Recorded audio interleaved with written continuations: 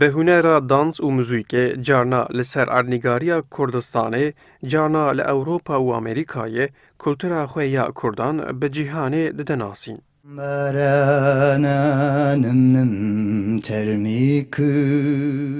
Serhad Kural ku ji Tetwanê ye, li gund di zaroktiya xwe de bala xwe dide ser govend û muzîka Kurdan.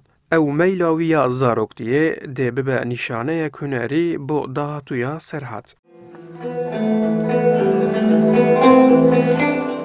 وقتی از بچوک جیبیم براستی بالا من پر زده لسر دانسه هبو لسر رقصه دواتان دا انجی از بجیم وقتی کومن گووند تماشه دیگر براستی gerek از به هزد بوم.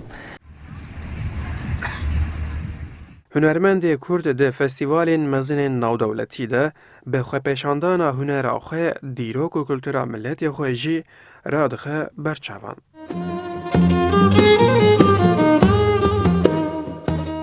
Mesela bejim Kurd be, İrani be, Türk be, anji nasnameyeki din be.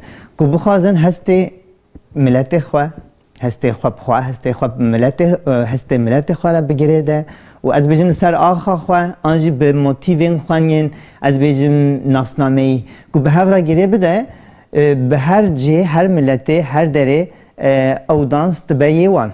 Yê min jî wextê ku ez mesela bi bertekên xwe û bi hestên xwe vî bikartînim an jî ez bêjim bi çanda xwe ve girê didem wî demê ew sema an jî ew reqs dibe reqsa min yani. Yani reqsê me belê.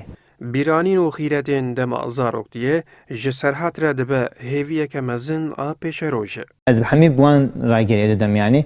Ji ber wî jî çiqas mesela micarek nûçeyên jî be û çiqas micarek kevên jî be ez wî bi hestên xwe yên ku demê ez mesela siyamê jiya me bi wan re girê didim. Ji ber wê jî canan mesela jiyana Leyla Bedirxan dayînin ser dike. Li nav Kurdan dema behsa hunera sema yan jî dansê tê kirin, yekser Leyla Bedirxana yekem hunermenda dansa nûjena jina Kurd tê bîra mirovan. Leylaya ku wek prensesa Kurdan jî tê zanîn, bi hunera xwe gelek deng vedaye û ji bo gelek Kurdan jî bûye hunermendek pêşeng.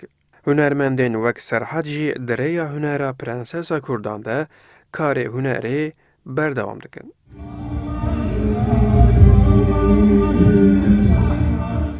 Erjanda, Kurdistan 24 İstanbul.